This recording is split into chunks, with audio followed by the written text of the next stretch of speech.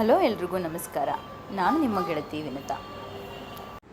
ಎಲ್ಲರ ಮನೆಯಲ್ಲೂ ಬೆಳಗ್ಗೆ ಟಿಫಿನಿಗೆ ಇಡ್ಲಿ ಮಾಡಿದರೆ ಮತ್ತೆ ಇಡ್ಲಿ ಉಳಿದಿರ್ತಾವೆ. ಅಂಥ ಇಡ್ಲಿನ ತಗೊಂಡು ನಾವು ಮತ್ತೆ ಒಂದು ಸ್ನ್ಯಾಕ್ಸ್ ಮಾಡ್ಕೋಬೋದು ಈವ್ನಿಂಗಿಗೆ. ಅದು ಹೇಗೆ ನೋಡೋಣ ಬನ್ನಿ. ಮೊದಲಿಗೆ ನಾನು ಒಂದು ಹಂಚು ಕಾಯಕ್ಕೆ ಇಟ್ಕೊಂಡಿದ್ದೀನಿ.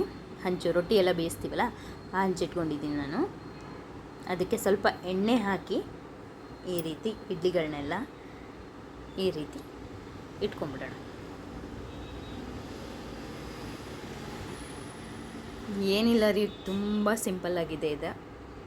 ಟಕ್ ಅಂತ ಮಕ್ಕಳಿಗೆ ಸಾಯಂಕಾಲ ಮಾಡಿಕೊಟ್ಬಿಡ್ಬೋದು. ಈ ರೀತಿ ಇಡ್ಲಿಗಳನ್ನ ಎರಡೂ ಬದಿಲೂ ಬೇಯಿಸ್ಕೋಬೇಕಾಗುತ್ತಾ.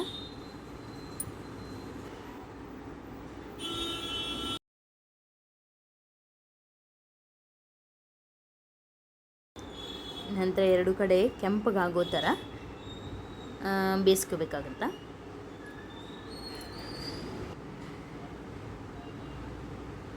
ನೋಡಿ ಹಾಗೆ ಕೆಂಪಗಾಗ್ತಾ ಬಂದಿದೆ. ಮತ್ತೆ ಉಲ್ಟಾ ಮಾಡಿ ಮತ್ತೆ ಒಂದು ಸ್ಪೂನ್ ಎಣ್ಣೆನ ಹಾಕ್ಕೊಳ್ತಾ ಇದ್ದೀನಿ. ನೋಡಿ ಈ ರೀತಿಯಾಗಿ ಬೇಯಿಸ್ಕೋಬೇಕು. ಎರಡೂ ಬದಿಲೂ ಚೆನ್ನಾಗಿ ಬೇಯಿಸ್ಕೊಂಡಾದ್ಮೇಲೆ ನೋಡಿ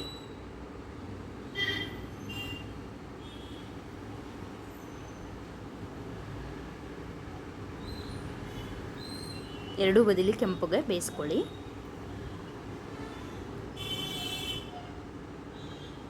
ನೋಡಿ ಈಗ ಇಡ್ಲಿ ಕೂಡ ರೆಡಿಯಾಗಿದೆ, ಬೆಂದಿದೆ. ಈಗ ಇದನ್ನು ಒಂದು ಪ್ಲೇಟಿಗೆ ಸರ್ವ್ ಮಾಡ್ಕೊಳ್ಳೋಣ.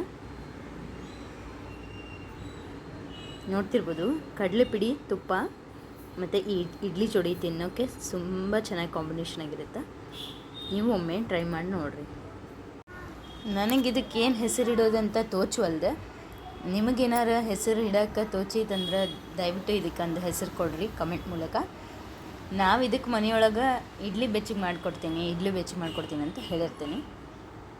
ನೀವೇನು ಹೆಸರು ಇಡ್ತೀರಾ ನೋಡೋಣ. ಉಳಿದಿರೋ ಇಡ್ಲಿಯಿಂದ ನೀವು ಈ ಥರ ಸ್ನ್ಯಾಕ್ಸ್ ಮಾಡಿಕೊಂಡು ತಿಂದು ನೋಡಿ ಹೇಗಿದೆ ಅಂತ ಕಮೆಂಟ್ ಮೂಲಕ ನನಗೆ ತಿಳಿಸಿ. ಈ ವಿಡಿಯೋ ಇಷ್ಟವಾಗಿದ್ದರೆ ಲೈಕ್ ಮಾಡಿರಿ, ಶೇರ್ ಮಾಡಿರಿ, ಸಬ್ಸ್ಕ್ರೈಬ್ ಮಾಡಿರಿ. Thank you.